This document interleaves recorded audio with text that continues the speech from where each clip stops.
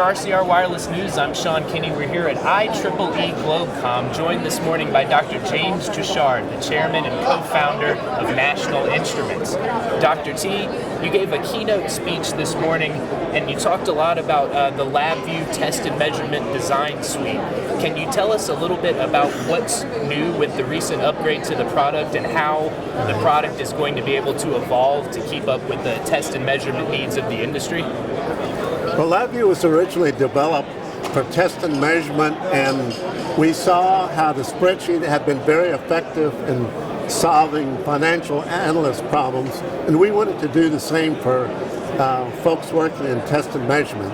So we came up with a system design language, basically, and over the years we've evolved it to embedded systems design, and then our latest area is to work in software-defined radio. And that's what I talked about today. Matter of fact, we're announcing a new product which extends the ability for us to solve software-defined radio problems by combining our structured data flow with synchronous data flow. And synchronous data flow matches the model that communication developers want to use in doing their algorithms with multi-rate computation of blocks that represent different functions like OFDM and the like. So when you're making the decision to upgrade LabVIEW as opposed to start brand new with a new product, what sort of goes into your thought process? Well, LabVIEW is a programming language, structured data flow, Turing complete, and we've evolved this technology over the last 30 years to be a very, very competitive, often getting performance beyond traditional tools. And we saw the need to extend this capability with this model that communication system designers wanted to use.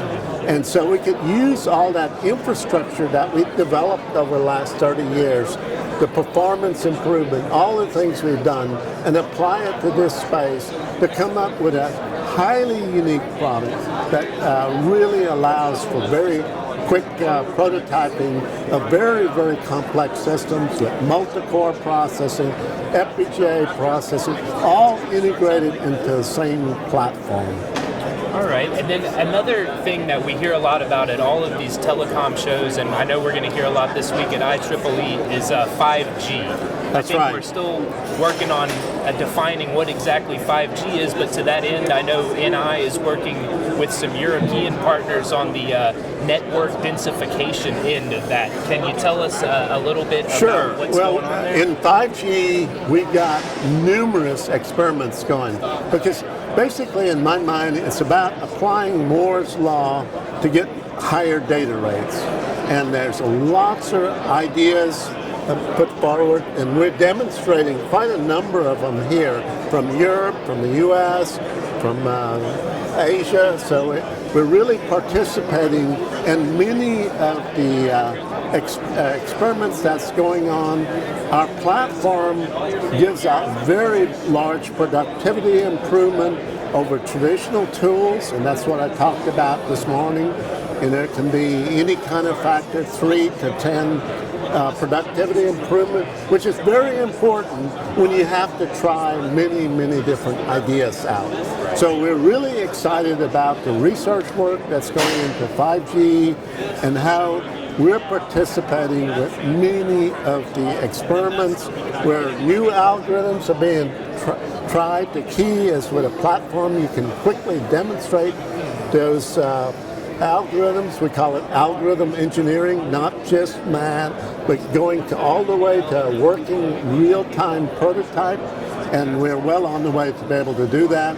We're extending our capability with our new LabVIEW communication suite, which gives us additional capability to make it possible to go further, do more, quicker. And as this definition of 5G continues to take shape, I think we can all agree that self-organizing networks, that's going to be a big part of it. We need multiple data planes, and we need as low a latency as possible. That's right. So yeah, that's exactly right. So, and it's also about how much bandwidth you're consuming for your data rates, I particularly like the generalized FDM example where we're just doing better filters fundamental than the traditional OFDM did, and you can see the marked improvement in getting your signals true in a crowded universe. And so, just a broad question, other than 5G, what are some of the big test and measurement trends that you're looking forward to in 2015? Well, basically, we're heavily involved in testing communication devices, smart mobile devices, virtually everything you can think about them. And of course, wireless is much more pervasive and more standards involved. We're also heavily involved in testing power amplifiers. We're trying to squeeze as much data bandwidth through with a minimum power. And it's really amazing what they're doing with digital pre-distortion, for example. We're heavily involved both in the development phase and in the production phase of these amplifiers. So that's an area of intense activity, and we're there with our test and measurement tools as well as our design tools. We'll look for that in 2015. I want to ask you one more question. Sure. If we could just totally change gears. I know you're an avid gardener. Yes. And you've got a book out. Yes. Tell us a little bit about what you're doing with the book in terms Sure. of donations to nonprofits. Right. I mainly donate it. So the key one is our wildflower, Lady Bird Johnson Wildflower Center here in Austin, Texas. That's right. Where they really promote the use of native flowers and help the environment and so forth.